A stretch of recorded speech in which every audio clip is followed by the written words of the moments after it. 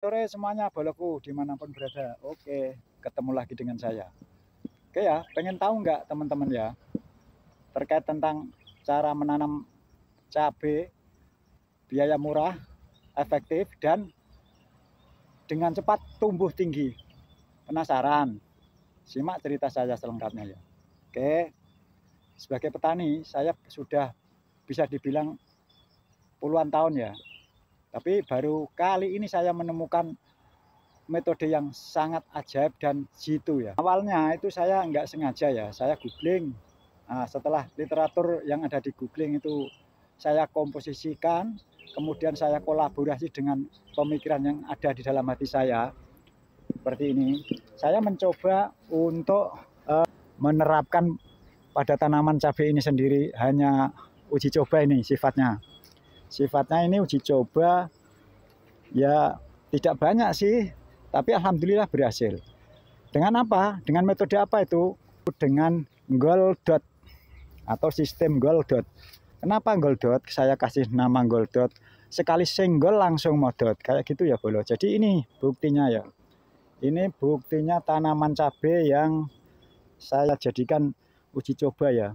Nah ini memang nggak begitu belum maksimal, tapi ini bisa dibuktikan bahwa tanaman cabai yang saya uji coba itu cukup berhasil. Kayak gitu ya. Ceritanya bagaimana? Tanaman cabai ini kira-kira ya baru berumur 1 bulan, sama dengan tanaman jagung yang ada di sampingnya ini ya. Karena memang berbarengan. Karena ini sifatnya kemarin tuh saya uji coba, tapi alhamdulillah bisa dikatakan berhasil.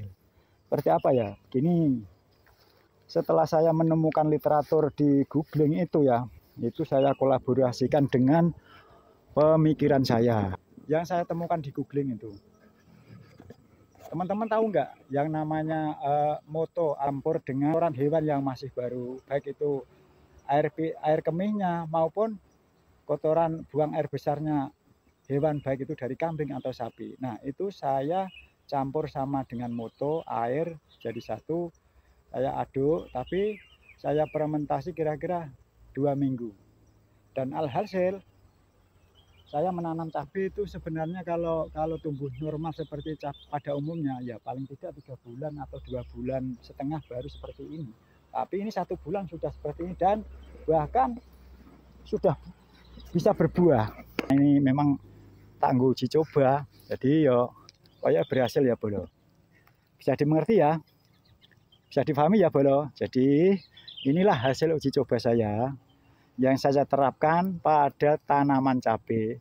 Hanya beberapa batang ya, 1, 2, 3, 4, 5, 6, 7, 8 batang ini memang saya sengaja untuk bahan uji coba saya kemarin. Dan alhamdulillah bisa dikatakan berhasil. Jadi ini setiap hari waktu ketika saya awal mula tanam berbarengan dengan menanam jagung ini setiap hari saya siram pakai tadi ya adonan penyedap rasa, terus yang penyedap makanan tuh loh, moto, terus sama kotoran hewan beserta air kemihnya hewan, baik itu kambing ataupun sapi. Itu kita aduk jadikan satu, kita fermentasi 2 minggu, dan setelah keluar bakterinya itu kita buat nyirami, buat siram ini ya, tanaman cabai ini sendiri. Efek sampingnya itu bisa dibilang ya agak bahaya sih enggak, cuman ya kalau nggak tahu caranya untuk menetralkan efek sampingnya itu bisa mencret ya. Kalau pengen tahu bagaimana cara menetralkan efek sampingnya, ikuti saya terus, simak video-video saya. Insya Allah kita bisa berjumpa lagi. Kayak gitu ya. Oke, sekian, terima kasih. Dadah.